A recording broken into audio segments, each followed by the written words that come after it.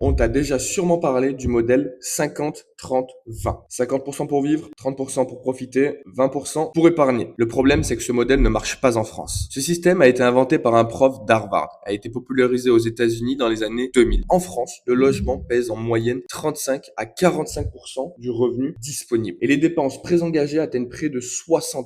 En clair, appliquer un modèle américain ici, c'est voué à l'échec. Regarde, un Français moyen consacre 30% au logement, 14% à la nourriture, 12% au transport, 8% aux factures d'énergie, seulement 7% aux loisirs et environ 10% en épargne. Ce qui représente plus de 60% du revenu part dans les dépenses essentielles. Sur un salaire de 1500 euros, le modèle américain t'autorise environ 750 euros pour vivre. Sauf qu'en France, entre le loyer, les courses et les factures, on dépasse souvent les 900 euros. Tu veux savoir pourquoi tu n'arrives pas à épargner? C'est pas toi le problème, c'est le modèle. Voici une répartition basée sur le rapport économique français. 60% pour tes besoins essentiels, environ 900 euros ici. 20% pour ton style de vie, environ 300 euros ici. 15% pour ton épargne et tes projets, environ 225 euros ici. Et 5% pour commencer à investir. Maintenant, je vais te parler de l'évolution du coût de la vie. Comme tu le sais, les salaires montent, mais les dépenses explosent. Le salaire moyen en 20 ans a pris environ 25%, tandis que les logements, eux, ont pris environ 70%. Et l'alimentation, elle, a pris 40%. Alors oui, ce n'est pas ton budget qui est mal géré, c'est le système qui est décalé. Et toi, combien de ton salaire part juste pour vivre? Écris-le moi en commentaire qu'on voit à quel point ce modèle est déconnecté. Le vrai problème, ce n'est pas l'argent, c'est le modèle économique qu'on a voulu te vendre sans jamais l'adapter à la réalité. Chez Legacy, on ne répète pas les modèles, on crée les nôtres basés sur les faits et des théories réelles.